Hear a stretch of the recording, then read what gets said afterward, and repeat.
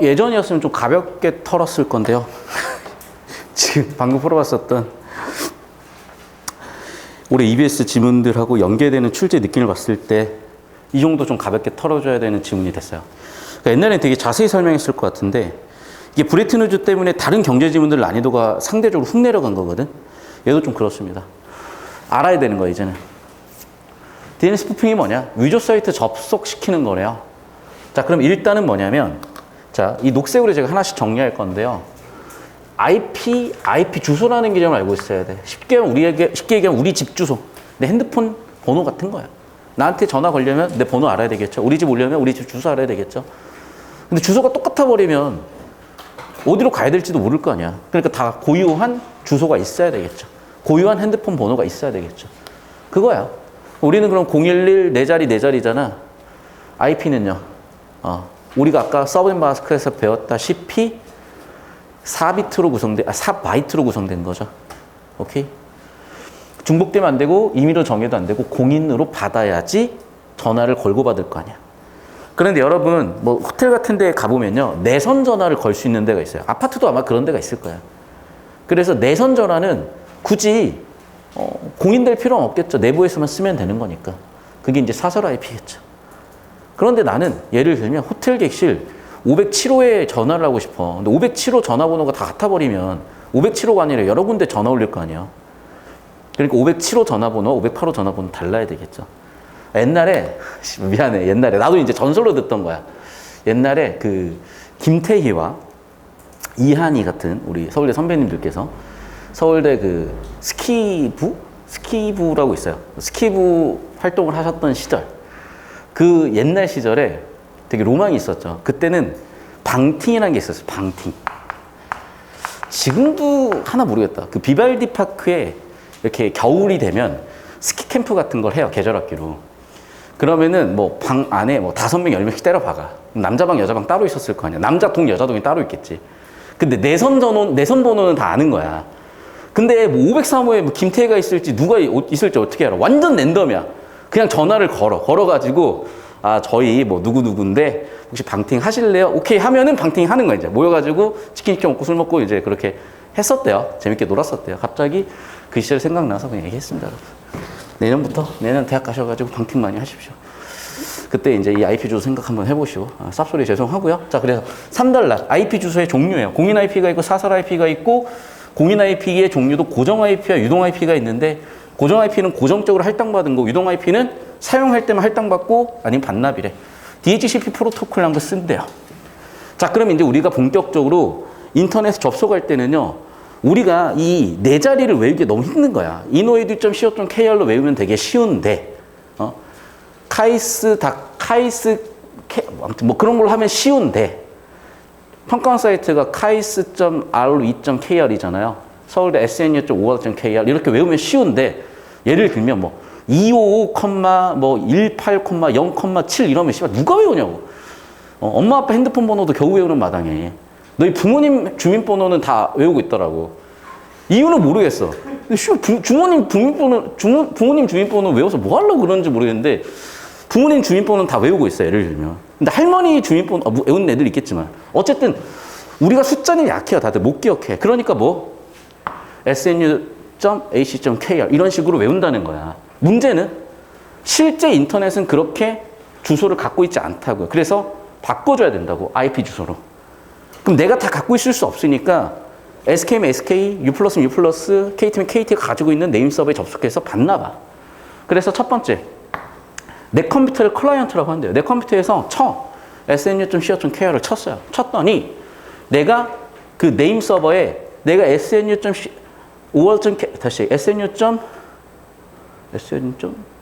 snu.ac.kr을 접속할 거니까 거기 IP 주소 알려주세요. 네, 있어요. 그럼 접속이 되는 거야. 근데 저는 몰라요.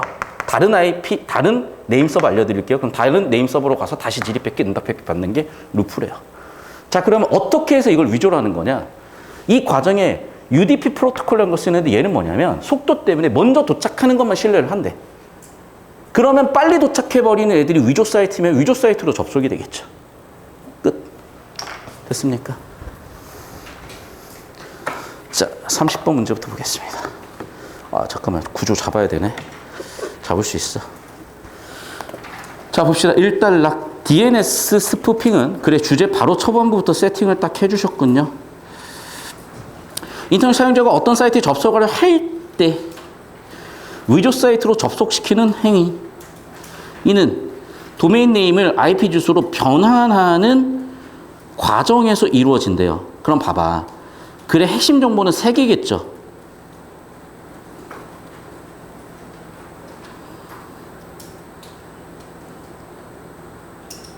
도메인 네임이라는 개념을 알아야 될 거고 IP 주소라는 개념을 알아야 될 거고 변환하는 과정까지 알아야 되겠죠. 역시 그걸 그대로 묻고 있습니다. 그러니까 구조적으로 연습하시는 거예요. 인터넷에 연결된 컴퓨터들이 서로를 식별하고 통신해서 컴퓨터들은 IP에 따라서 만들어지는 고유 IP 주소를 가지고 있어야 되겠대요. 자, IP가 뭘까? 그 전에 프로토콜에 대한 정의부터 하는데 통신 규약이랍니다. 그러면 IP는 인터넷 통신 규약이겠죠. 인터넷 통신 규약에 따라서 IP 주소인데 4개 필드고요. 즉 IP 주소의 정보 1, 4개 필드고요.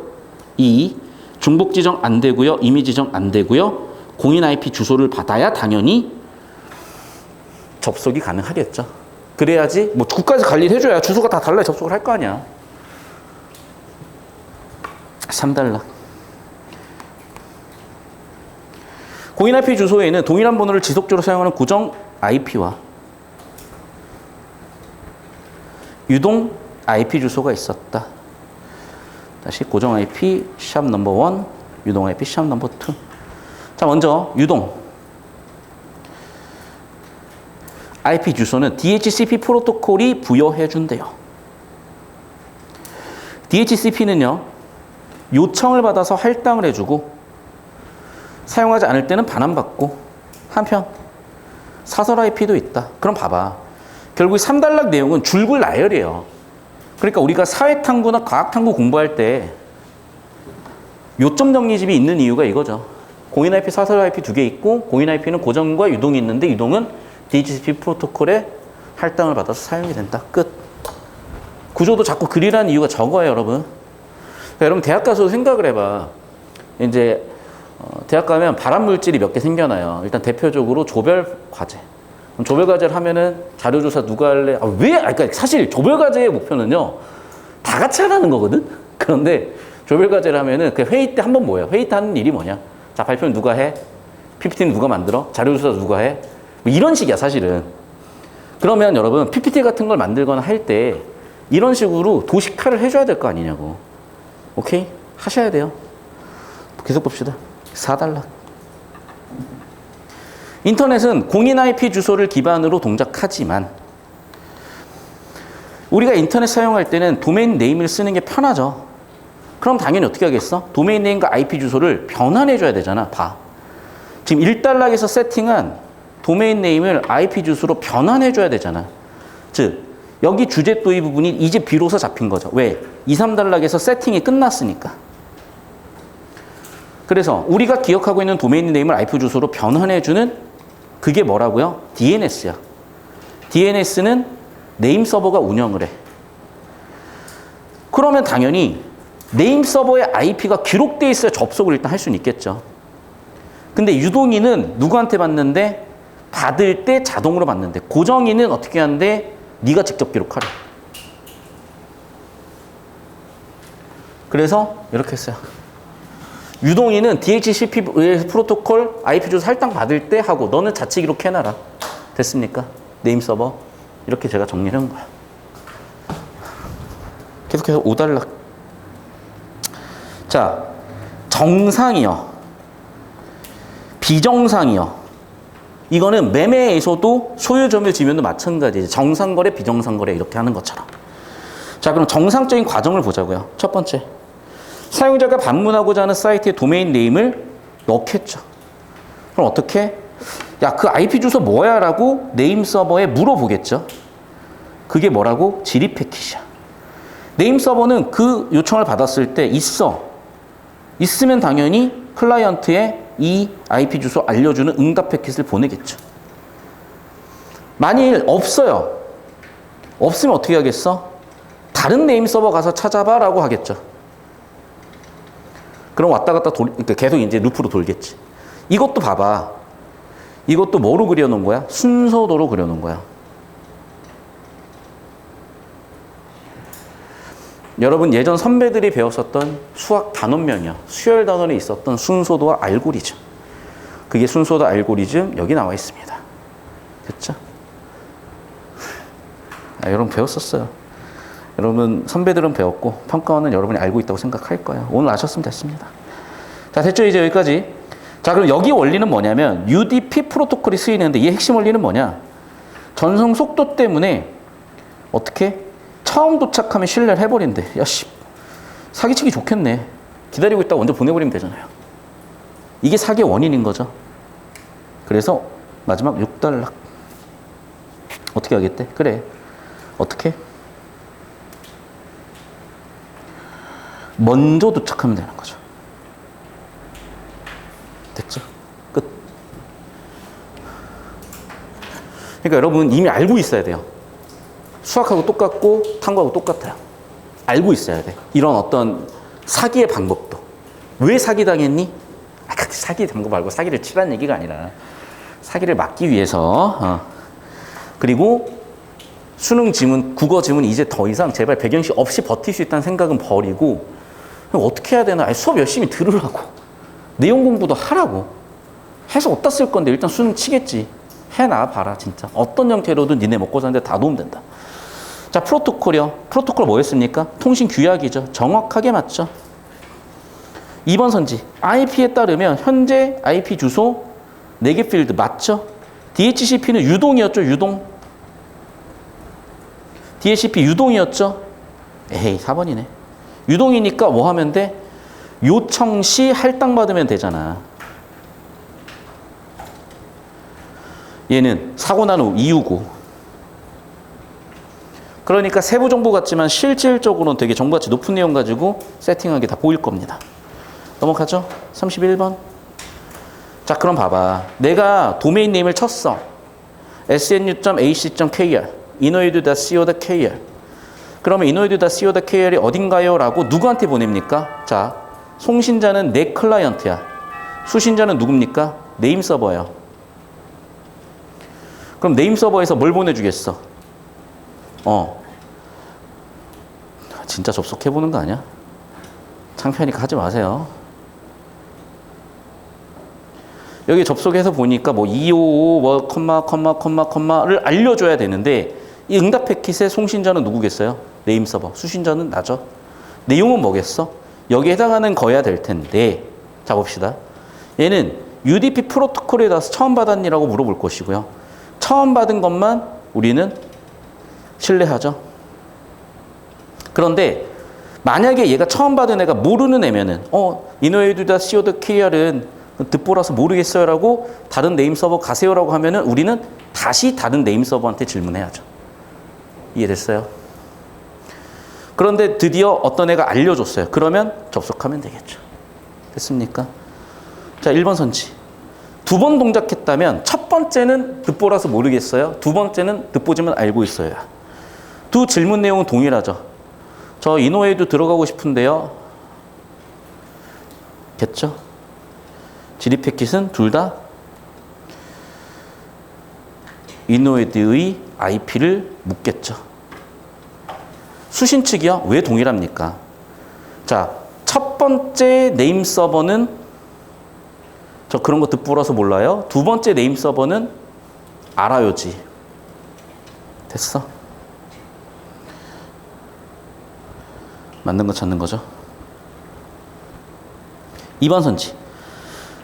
B도 2번 동작했다면 응답 패킷이요. 응답 내용은 다르죠. 첫 번째는 뭐겠어? 나 듣보라서 모르니까 다른 네임 서버한테 가. 두 번째는 나 그거 아는 덴데 라고 알려줄 거 아니에요. 됐어? 송신 측도 다르지. 네임 서버가 둘 다 지금 다른데.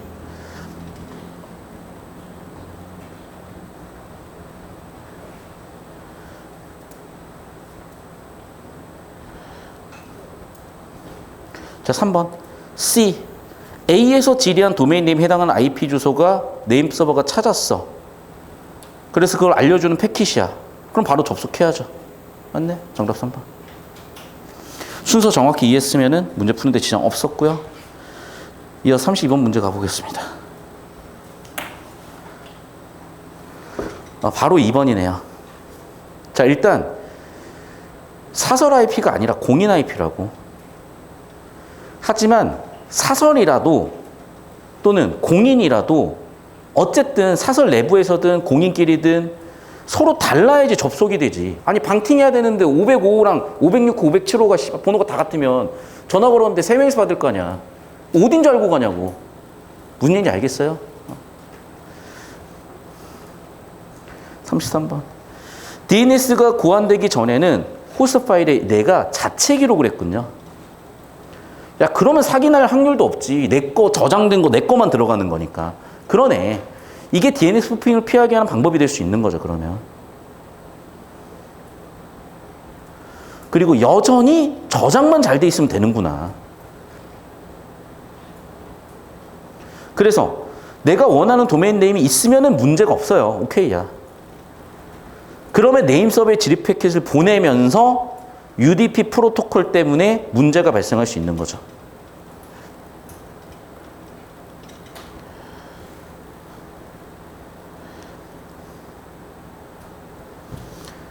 (1번) 호스트 파일 삭제하면 접속이 안 되는데 삭제를 왜 하냐고요. 2번 선지 IP 주소를 클라이언트의 호스트 파일에 적어놓으면 되겠군. 클라이언트의 IP 주소는요, 내 IP 주소예요. 나는 지금 이노에도 좀 들어가 보고 싶다니까 흑역사 좀 확인하려고. 그러면 알아야지. 뭐 내 컴퓨터 주소 알면 내 컴퓨터로 접속을 하겠지.